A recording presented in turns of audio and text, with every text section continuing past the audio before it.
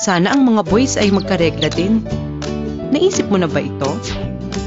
Ang pagkakaroon ng menstruation o pagreregla ang unang malaking pagkakaiba nating mga girls sa mga boys. At wala tayong ibang magagawa kundi tanggapin at alagaan ang ating katawan upang hindi maging madugo ang ating karanasan.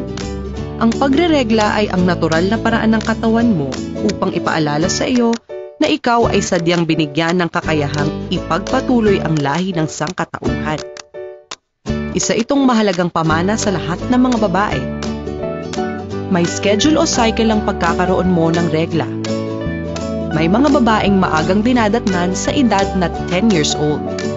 Meron namang iba na 14 na wala pa.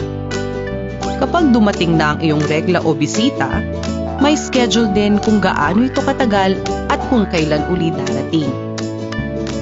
Ang regular na schedule ay more or less 28 days. Ano bang ibig sabihin nito? Sa unang araw ng iyong bisita o day 1, makakaranas ka ng discharge o dugong lumalabas sa iyong puwerta.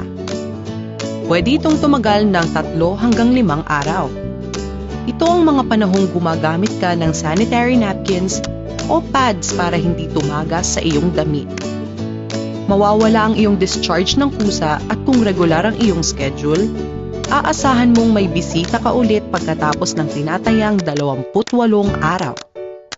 Mahalagang malaman mo ang iyong schedule dahil ito ang nagsasabi sa iyo ng mga araw na ikaw ay maaaring mabuntis kung sakaling makipag-sex sa isang lalaki. Ang schedule na ito ay may kinalaman sa pagkakaroon mo ng egg cells o itlog. Mula sa iyong ovaryo, dadaloy ang iyong itlog sa fallopian tube papunta sa iyong uterus.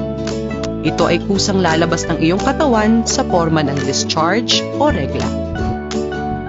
Totoong madugong pag-usapan ang tungkol sa regla, pero kailangan.